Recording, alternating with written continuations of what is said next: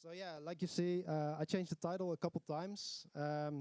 2 months ago, I was so optimistic that I thought I would have a remote worker by now, but that didn't happen yet. So then I changed it to 6 challenges to overcome when you're bringing your LLM app to production. But I think this talk is a little bit too short for the most important topic, which is safety. So I'm skipping that one. Just like all the other AI companies, they are also not really slowing down. So yeah, let's talk about 5 reasons how to 5 reasons your boss doesn't allow you to work on your LLM app idea.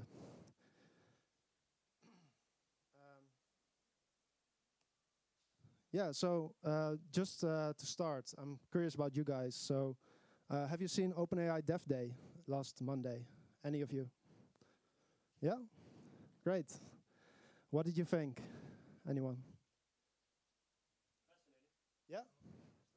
It's going really fast, right? And I think it's really crazy that, like, how fast OpenAI is bringing this to the masses. And for the ones that didn't see it, OpenAI is releasing a GPT store later this month, and they allow you to basically build agents inside of ChatGPT.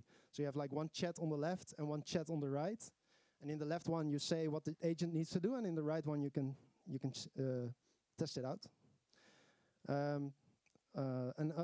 ChatGPT, I think everybody's using it or has used it by now.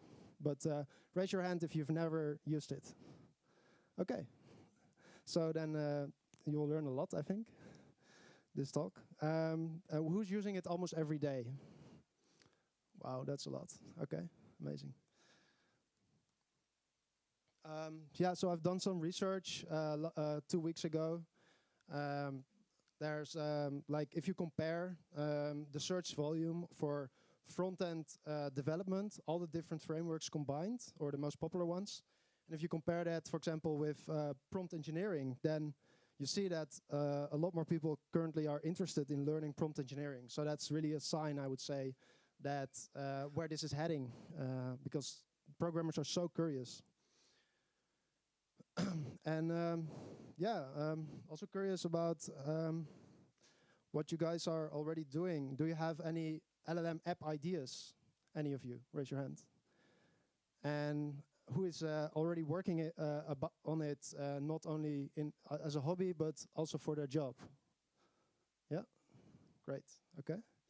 So I think it's not the AI winters have passed, and I think now it's AI summer, we could say, because if you see the statistics here, about 5 times more investments this year from VC, venture capital, compared to the year before. And according to EY, 70% of CEOs are accelerating investments into generative AI now. So it's a good time to be a programmer working on generative AI, I guess.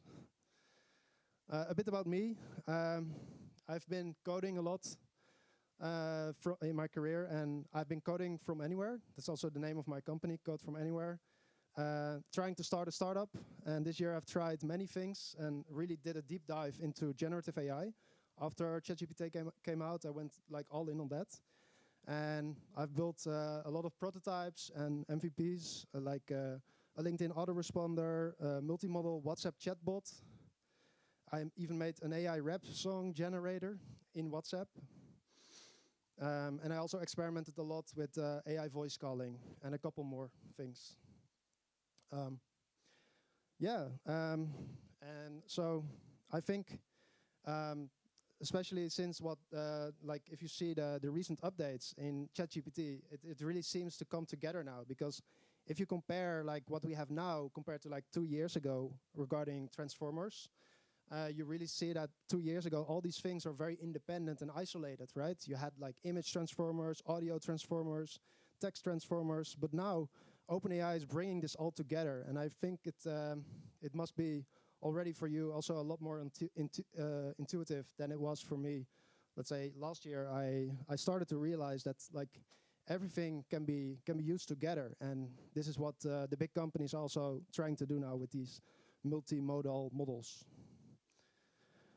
Besides like image to text and audio to text, and also the other way around, you also can connect your large language models very well with other data now, with external data. So because of the problem of hallucination, this can be a really useful integration with databases, APIs, web scraping, and stuff like that. And you can see more and more people that are like in ChatGPT, you can really use all these things together in a very easy and intuitive way. And yeah, I really recommend you to look at Dev Day because it's really huge, I think. So let's get to the topic of today. Let's say you have an app idea for a large language model app, right? There are a lot of challenges, I think, if you want to build that internally in your company. So yeah, let's say you say to your boss, hey, let's automate this, let's automate that, because maybe you can make your job more efficient. Then maybe your boss tells you like, yeah, well, it's not so practical, so let's not do that. Just do it as a hobby, because what about the privacy laws? It's very, very unreliable AI, and it hallucinates all the time. It's too expensive. The context window is too small, right? Or maybe it's too hard to integrate with all these legacy tools. So how do you do that? How to convince your boss? So this is what I'm gonna talk about.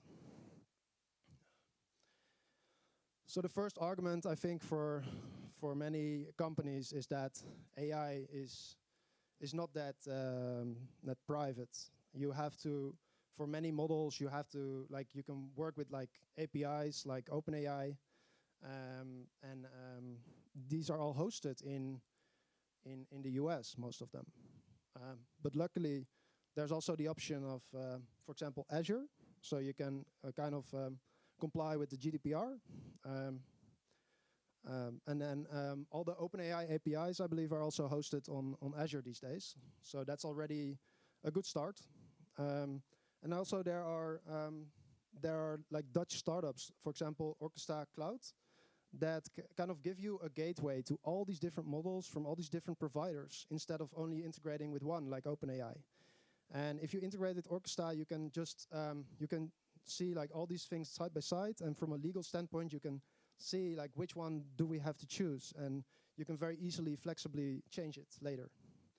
So this is, I think, a very good way to make sure you can comply with the GDPR, and also make sure that the CIA in the US doesn't get to see your data if you don't want that. And you can even go a step further. So, for example, if you work at the police or you work in a hospital and the data needs to be on premise, it needs to be in there, and it cannot be somewhere else in Europe. For that, we have all kinds of local models as well, and they are open source, commercially usable. For example, Llama C++ is a library that allows you to run ChatGPT-like models on local devices, like your phone, or on any MacBook as well, and or on your own infrastructure, basically. This year, my team made this app, and it's like a transcription app that runs locally offline on the iPhone. So it's completely free for everyone to use. You can download it in the iOS App Store. And it basically uses Whisper C++ to run the inference completely offline. So if you really want to make it very private, of course, it's a lot more work, but it might be useful to check out these local models. So maybe you convince your boss about privacy, and it can actually be done in a private way. Well, then he will maybe say, like, what about hallucination? It's super unreliable. We can't do that. We can't, like, this will go completely wrong. But also, hallucination is a problem that is already broadly solved, I think. And there are many techniques that you can use to basically to make it more reliable, to make it less hallucinating. And I think one of the more popular ones these days is called RAG, or Retrieval Augmented Generation. And it looks a little like this. So you have, for example, a vector database where when the user has a question, there will first run a search against your vector database, so you can very cheaply get the context that you require, right? And then instead of only having the prompt and asking the large language model to do everything from their own knowledge, you can run a prompt plus the required context so that you have verified and trustable data. And if you then prompt your large language model in a very concrete way, very explicitly, to only answer from the provided context and not from anything that it makes up itself, then you get very much more reliable answers. Here's an example where basically I am using Google as a retrieval augmentation, and then I'm getting the Twitter URL for a person. And by the way, this is the tool that I'm working on mostly now full-time. It's called Action Schema, and it's basically a spreadsheet that incorporates all these different modalities inside of the columns. So as well, image generation here, as you can see. Yeah, so this is kind of an example, a more simple one for retrieval augmentation, where you can really get more reliable answers, because otherwise it would just hallucinate and say something else for Twitter URLs, or it doesn't know. Yeah, and like that, there are more prompt chain techniques that you can apply to make things more reliable. And one other one that I find very, very interesting and useful is to validate your prompts, so that to validate the results that you get from your prompts. So, for example, if you have here, I have a data set of investors that I found somewhere online, and what I did here is I looked at all the information that I had in the Excel sheet from the investors, and I looked at, like, this is what my startup does. Can you give me a recommendation of whether or not this investor would be suitable to invest in my company? I ask it to give pros, I ask it to give cons, and then I ask it to give the investor a 5-star rating and a one-word conclusion. So this is a very long prompt that then generates the reasoning required to basically say if it's a suitable investor or not. And after that, I have a validation prompt that says, is it more than 3 stars, or 3 stars or less? And if it's more than 3 stars or 3 stars, I can go further, and otherwise I just filter them out. And I don't need to write any emails to the people that are not suitable, right? So this helped me a lot. Oh.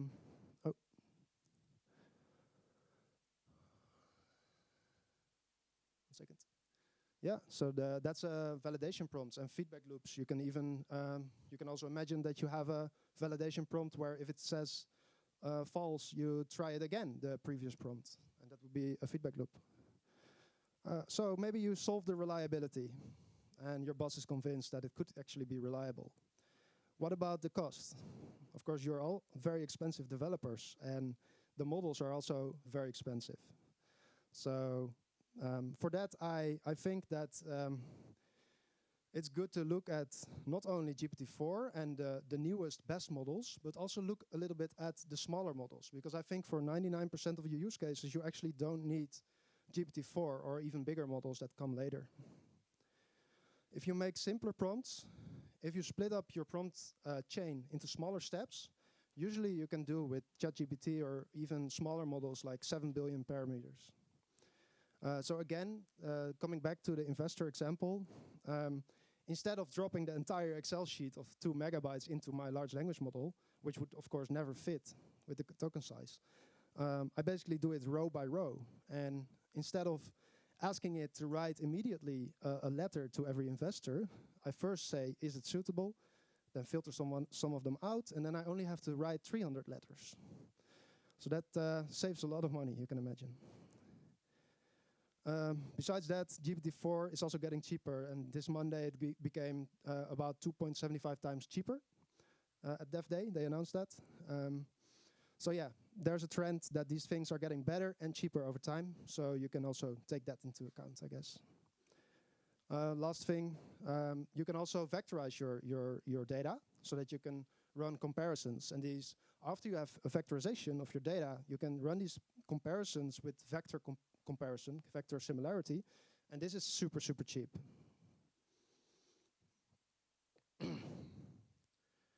So, okay, maybe you convinced your boss about the cost as well. So what then? Context size is way too small with these smaller models. That's true. Some of them only have 2,000 tokens context size, context window. or maybe 4,000, maybe 8,000, and maybe it doesn't fit.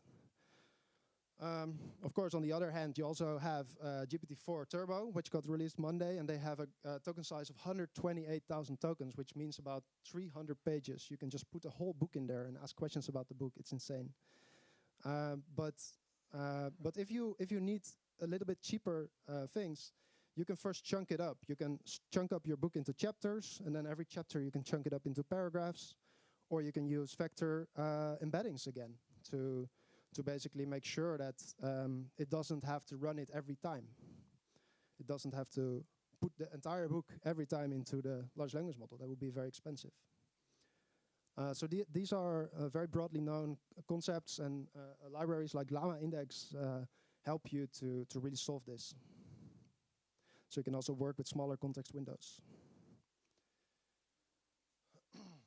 So then another example about context size. What if you want to write an entire online course with large language models? If you only have, let's say, an 8K context window, it might be a bit too small for your AI to write the entire course at once.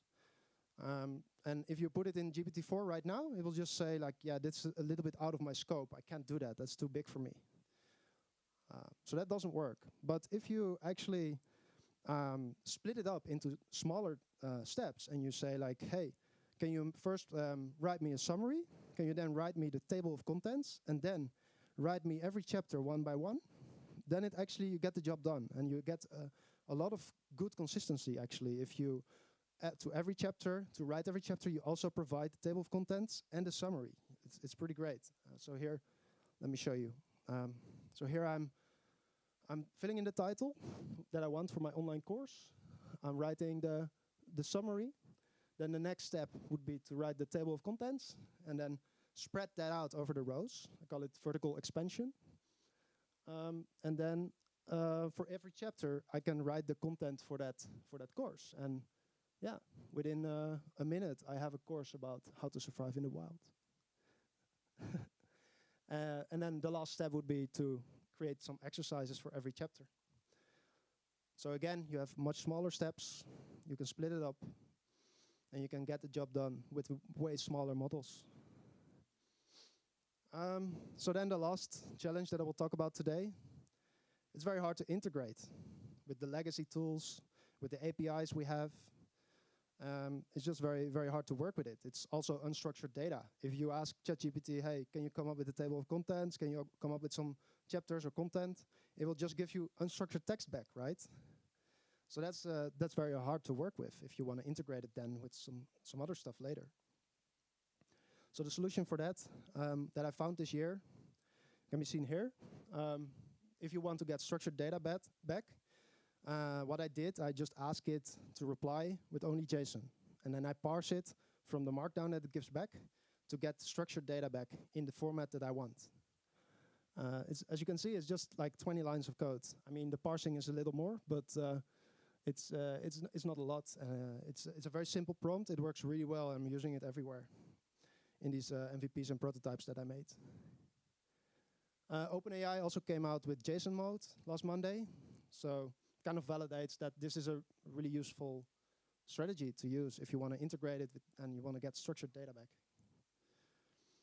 Another example is if you want to like integrate it and make the AI use tools or functions or APIs. What you can say is like, hey, you are an assistant and these are the things you can do. These are your capabilities.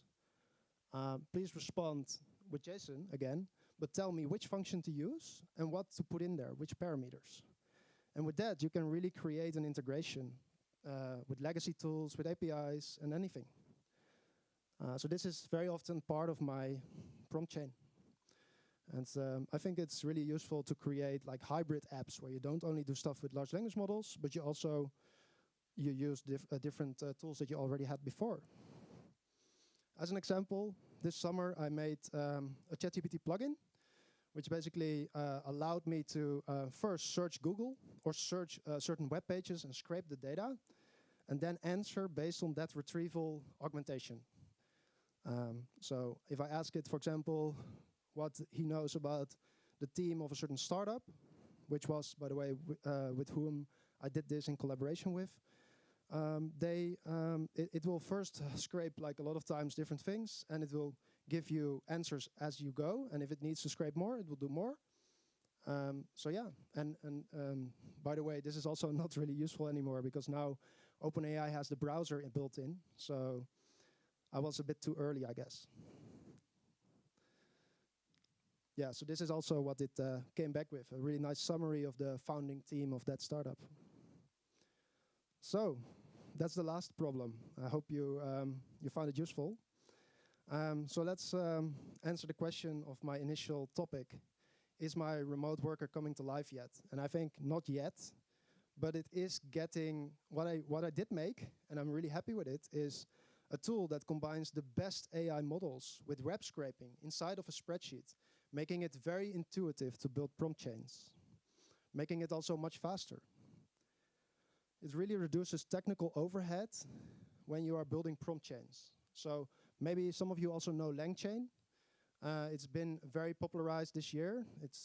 They raised about 35 million or something within 6 months of existence, which is crazy in my opinion. I've never seen that. And yeah, they basically give every developer the tools needed to work with these different prompt chains. Unfortunately, it's in Python, so if you can't code, you still have a problem. There's a lot more people that want to try this prompt engineering. So yeah, so I think it's not alive yet, my remote worker, but maybe if I solve these interesting innovations, maybe then I will get closer. So for example, what I'm really thinking about now, especially since the launch of ChatGPT 4 Turbo, is browsing with vision, because they have a vision model now tied into the large language model that allows you to see, and it can actually read the screenshot of the browser and then tell you where to click. It's amazing. So besides that, also a very interesting technology is MemGPT, I think. You can look it up on GitHub. And it allows a large language model to get better long-term memory that is very, very efficient, instead of just putting hundreds of megabytes of data in there and put it in a vector similarity. It actually remembers only the stuff that you need. Further challenges are scalability and secure deployment as well. And I need to work on the dynamicness and flexibility, because I think there's a lot more capabilities that are not possible yet. But the biggest challenge, I think, will be to not be outcompeted by OpenAI, because they're going so crazy fast. So I'm really trying to find something that complements OpenAI and doesn't compete with them directly. And I've made the mistake already many times. Yeah, and besides that, I think the most important lesson that I learned as well is to find first a way to market. So before you solve all these problems with your new prototype idea, don't be like me and try to maybe first make a prototype with all the very simple no-code tools, low-code tools. And once you know it's actually a good idea that people need, maybe then try to solve all these problems, because it's much more work and would be a shame if you find out after a year that nobody wants it or it doesn't work. So, conclusion. You can overcome all these challenges. There's many people already who have solved them. So maybe you can convince your boss. Please embrace generative AI and experiment with it, because there's so many new possibilities and we just don't know. I think if you are creative and build some awesome things, I think you can convince your boss. Thank you.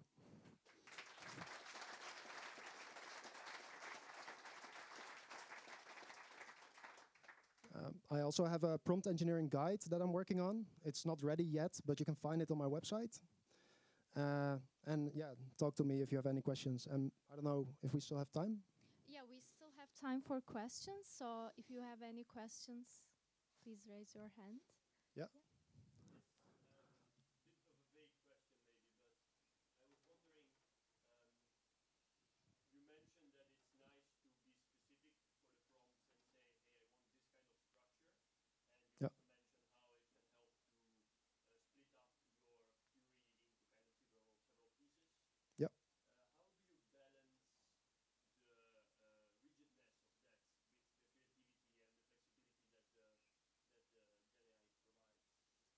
That's different, I think, which I would say in every use case, because it really depends on what the model knows, which model you use, and like how big it is, how good it already is at that knowledge. Yeah, so if you really have a small model, for example, and it makes a lot of mistakes, it's better to really be explicit and say, don't don't use anything that you know, only use the things that I wrote down above. But if you have a much bigger model and it's very general questions that it knows like 99.999% of the time, maybe then you don't need to add that, I would say. Depends also on how important it is that it gets it right. Yeah. Anyone else? Yeah.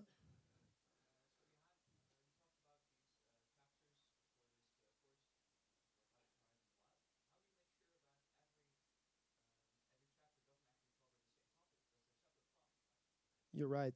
Yeah. So what I did is every time I give it the entire summary and I give it the entire table of contents for every chapter. And then I say, this is the summary, this is the table of contents. Now you're writing chapter 3.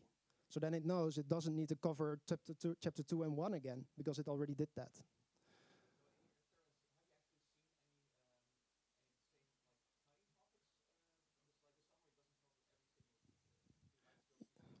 Yeah, totally. And I think it's not perfect. This is just a prototype I'm working on. I also wrote some books with it. It works pretty well, I would say, but I agree that maybe if you really look at the details, it does maybe have some overlap. But is that really a big problem? I don't know. I haven't really tried it out at an audience yet. I haven't sold anything. Yeah.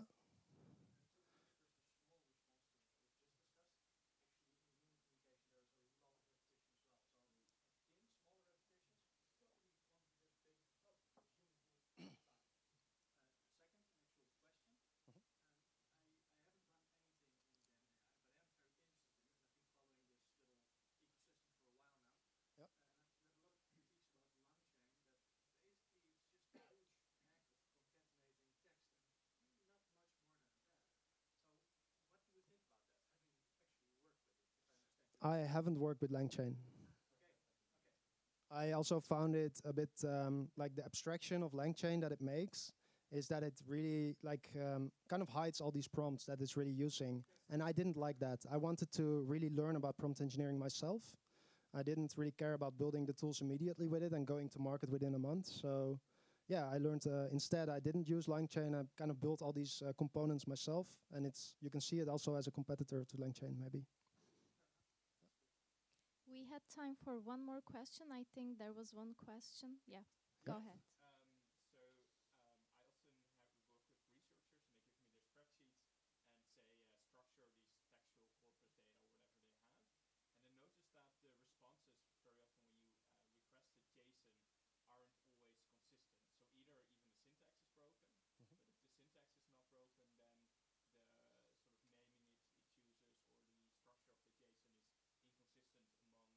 Yeah.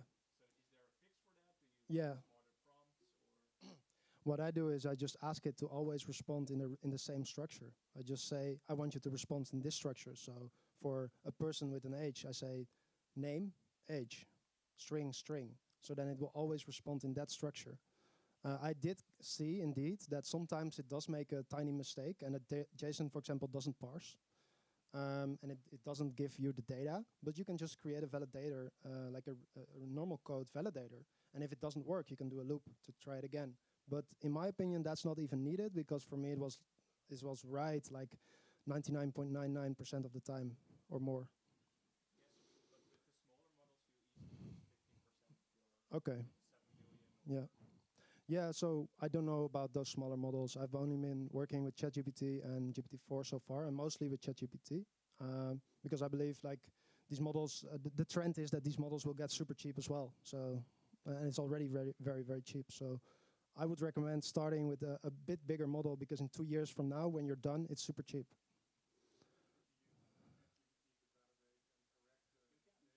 For sure. Yeah, you can also validate what ChatGPT says with GPT-4 if you're scared that it might not know everything. Okay.